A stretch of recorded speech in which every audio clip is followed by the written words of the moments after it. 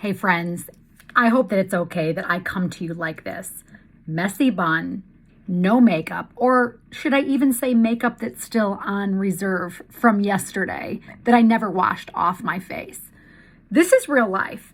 And I feel like what is very, very important to me is that when I see something in the scriptures, when I see something that is powerful in my quiet time, that I would just turn on my camera and talk to you as though we were just two friends having coffee, sharing our morning quiet time. So is that okay with you? Because that's exactly what I've been doing lately. And I think that you enjoy these. I think that we learn from these.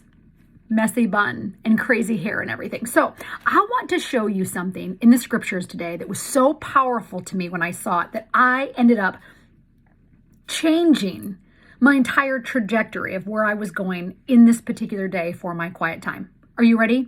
We're going to be in John chapter 13, and I just want to show you something. It's not going to be a long video, but I want to show you something. So if you have your Bibles, go get it. I want you to see this with your own eyes. John chapter 13.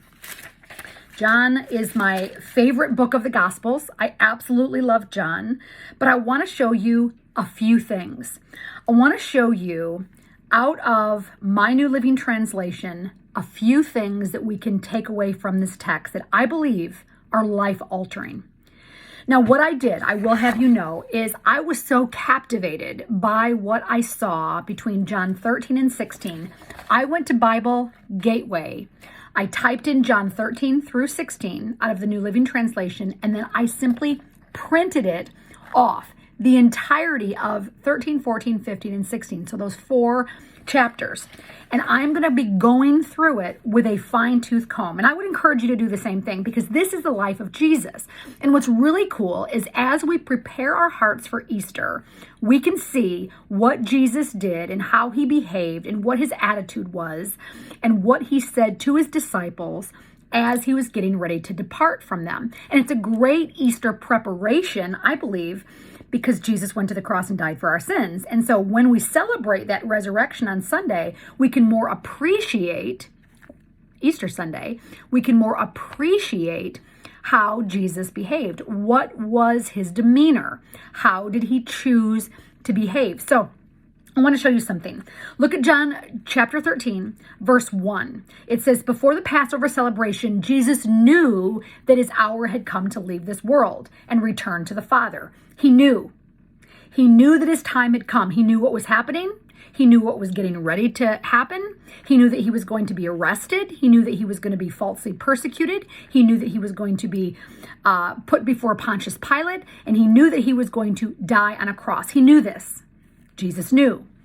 Then I want you to look at verse 3. It says Jesus knew that Jesus knew that the Father had given him authority over everything, that he had come from God and that he would return to God. So he got it from the table.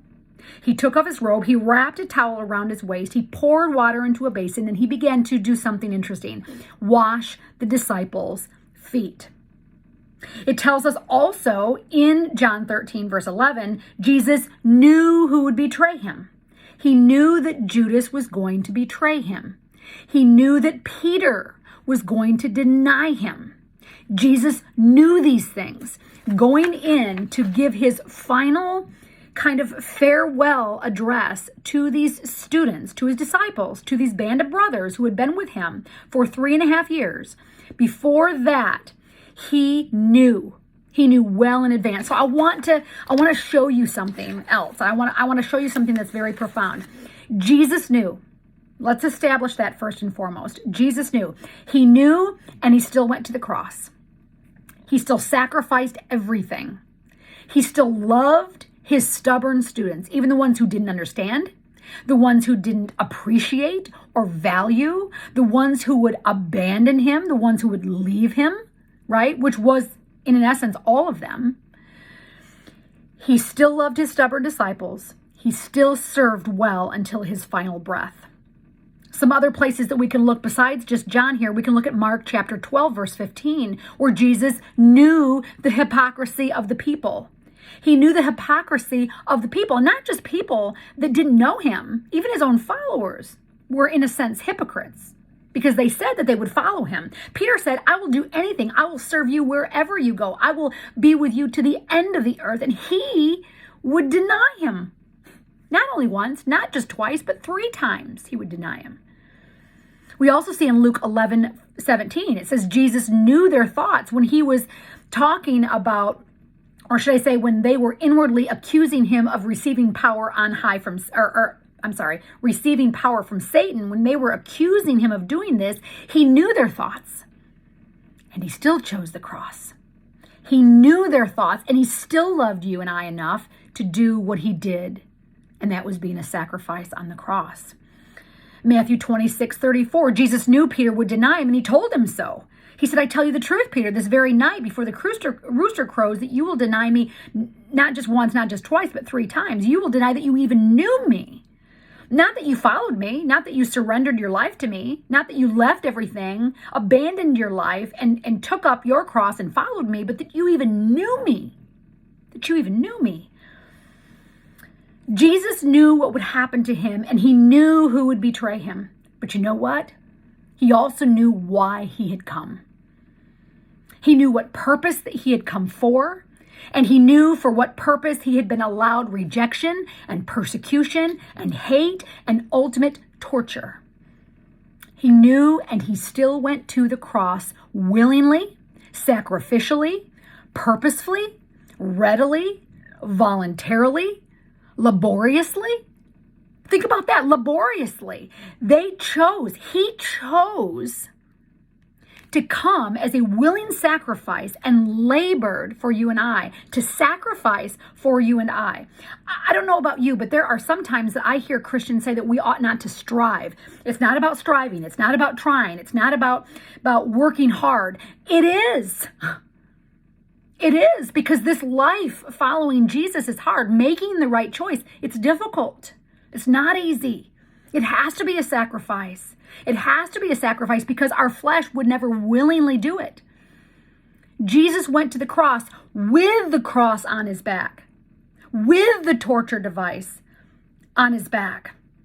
And he labored in this journey into sacrifice. We can't even labor for something silly or simple that gives us creature comfort and makes us happy. We have a hard time laboring even for that, and he labored in sacrifice. He knew. And I wonder if we would do it too. I wonder if you and I would willingly, laboriously, readily, voluntarily make a sacrifice in this way, the same way that Jesus did, knowing that people would betray him, knowing that people would accuse him, knowing that he would be persecuted, knowing that he would receive the ultimate punishment for sin, having never an ounce of sin himself. That's powerful. That's powerful. I want to read you something else. Jesus says, red letter, and I'm going to start John 13. I'm going to start in verse 12, and I want you to listen. After washing their feet, he put on his robe again, and he sat down and he asked, do you understand what I'm doing? He knew the answer. He knew they didn't. He says, do you understand what I am doing? You call me teacher and Lord, and you're right, because it's what I am. And since I, your Lord and teacher, have washed your feet, you ought to wash each other's feet. He goes on to say in verse 15, I have given you this example to follow. Do as I have done to you. Do as I have done to you. We want to retaliate. We want to get even. We want to settle the score. We want to give people back the punishment that they deserve because they were mean to us. And Jesus says, I knew you were going to hate me. I knew you were going to turn on me. I knew you were going to betray me. I knew you weren't going to understand. And I still went to the cross for you. I went willingly for you. And not only that, but I took that low position and I washed your feet, knowing that you were going to do what you did, knowing that you would leave me, knowing that as we entered into the Garden of Gethsemane and I asked you to stand guard and watch and keep prayerful, because you should fall into temptation if you don't. I knew that you would still be disobedient and not listen and completely fall asleep. And yet I went there and I did that for you. And then I took the robe and the wash towel and I got on my knees and I washed your feet because I love you that much. And then he says in verse 16, he says, I tell you the truth, slaves are not greater than their master, nor is the messenger more important than the one who sends the message. And listen to this final word in verse 17. He says, now that you know these things, God will bless you for doing them. Jesus knew, and now we know. And we are now held responsible for the knowledge that we have. And listen, we are blessed not in the knowing, but in the doing. We are not blessed for knowing the truth. I'm not patted on the back and told, good job, Wendy, because I know something that maybe others don't know, or because I've obtained knowledge by being in his word. I am blessed by doing what it said, because Jesus knew and he still did.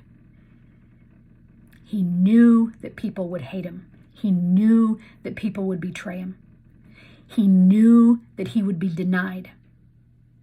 He knew that he would go to a cross ultimately for the sins that were not his. And he still loved, and he still willingly went, and he still washed feet. We are responsible not for what we know. We are responsible for what we know. We are not blessed by what we know. We're responsible for what we know, but the blessing comes in the doing. Are we reading the scriptures with a heart that is obedient to the only one who matters? I love you, friend. I'm praying for you. This is hard stuff, but Jesus is wildly crazy about you. He knew all that you would do. He knew all that I would do. And he still chose to go for you and for me. I love you, friend. Bye.